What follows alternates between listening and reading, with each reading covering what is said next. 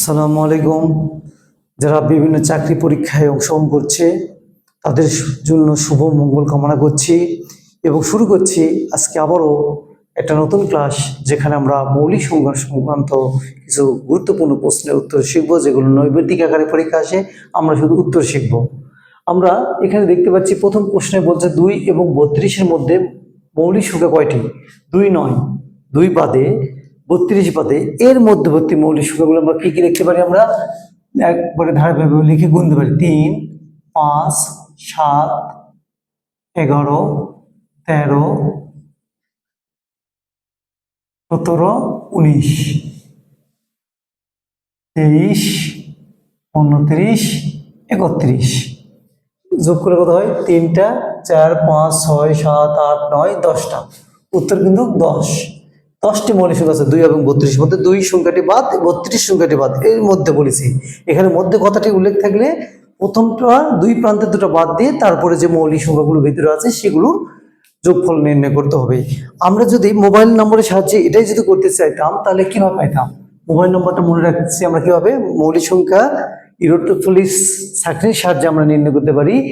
4 4 2 2 322 321। এটা হলো প্রথম 10টার মধ্যে আছে। এটা প্রথম 10টার মধ্যে প্রথম 10। এখানে 11 থেকে 20-এর মধ্যে এখানে আছে 4টা।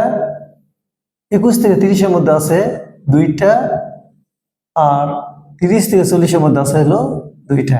তাহলে এখানে 10-এর মধ্যে 4টা থাকে, এখানে 2টা বাদ যাচ্ছে প্রথমটা, তাহলে পাবো কত? এখানে আমরা 3 পাবো, এখানে 4ই পাবো, এখানে 30-এর ঘরে 2টাই পাবো।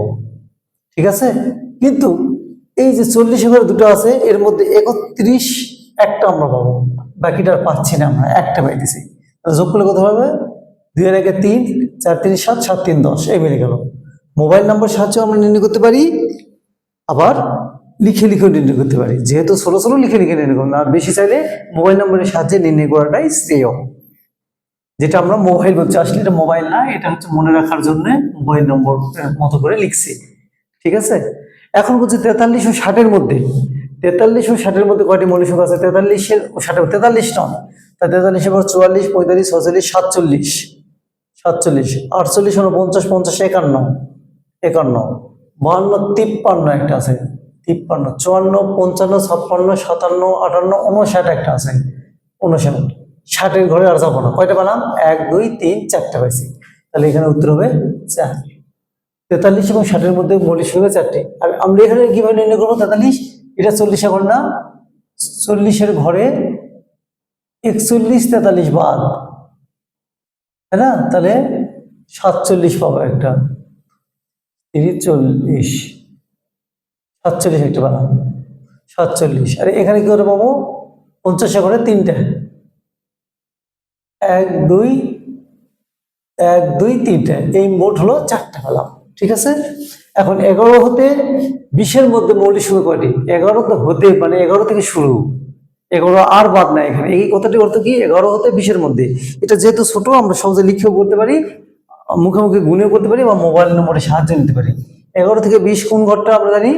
এই যেটা 11 থেকে 20, 1 থেকে 10, 11 থেকে 20। 11 থেকে 20-এর মধ্যে কয়টা আছে? এখানেও 4টা আছে। এই আর লিখলে কিভাবে পাবো? 11, 13, 17, 19, এই যে 4টা পেলাম। লিখেও করতে পারি, আবার ইরোটোথলিস সাকনির সাহায্য বা মোবাইল নাম্বারের সাহায্য আমরা নির্ণয় করতে পারি। তাহলে এই প্র্যাকটিসগুলো রেগুলার বাসায় করলে সহজ হয়ে যাবে। তারপর যে প্রথম 10টি মৌলিক সংখ্যার যোগফল কত? তাহলে প্রথম 10টি মৌলিক সংখ্যা আমরা নির্ণয় করবো, তার আবার যোগফল নির্ণয় করবো। ঠিক আছে, প্রথম 10টি মৌলিক সংখ্যা আমরা লিখে নেই। কত কত আমি শেয়ার একটু।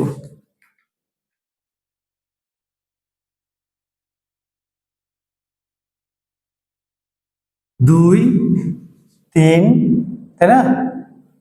5 যোগ চিহ্ন দিয়ে দিলাম, 2 যোগ 3 যোগ 5 যোগ 7 যোগ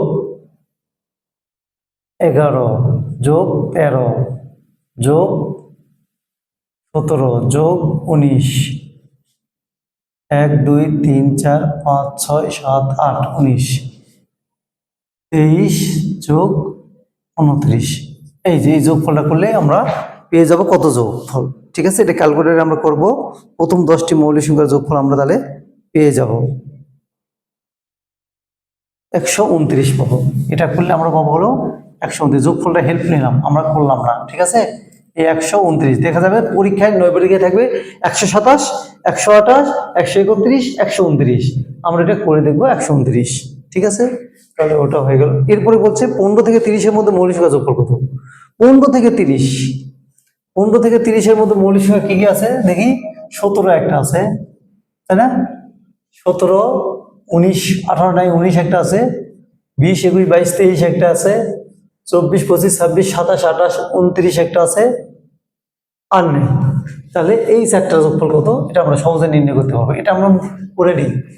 9 3 12, 12 আর 3 21, 21-এর সাথে 28-এর 8, হাত থেকে 2, 2 2 4, 4 2 6, 7 8, 88।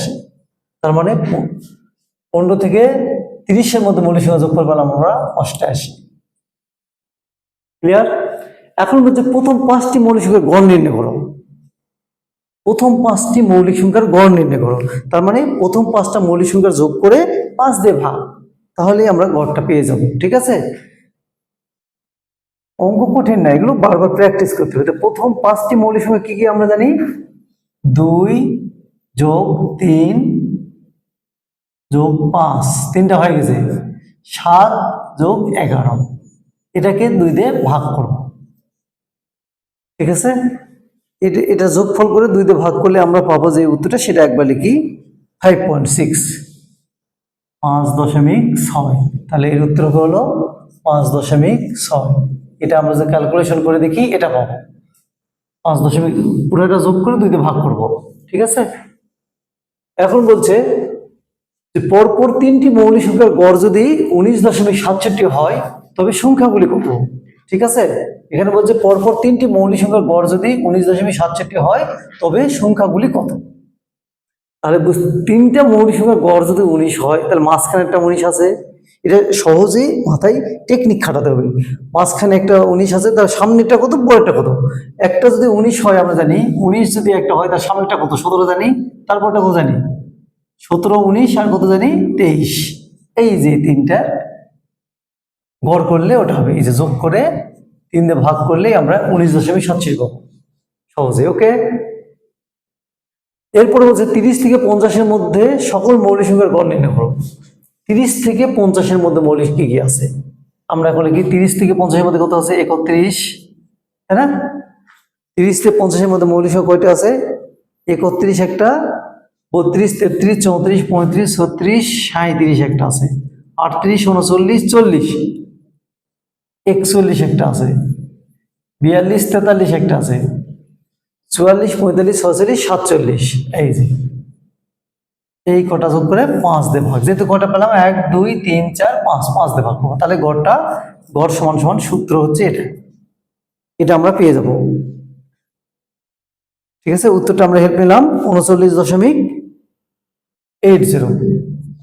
39.80 এই মান। তাহলে আজকে এখানেই সমাপ্ত। সবাইকে আবার পরবর্তী ক্লাস দেখার আমন্ত্রণ জানিয়ে এখানেই শেষ করছি। ধন্যবাদ সবাইকে।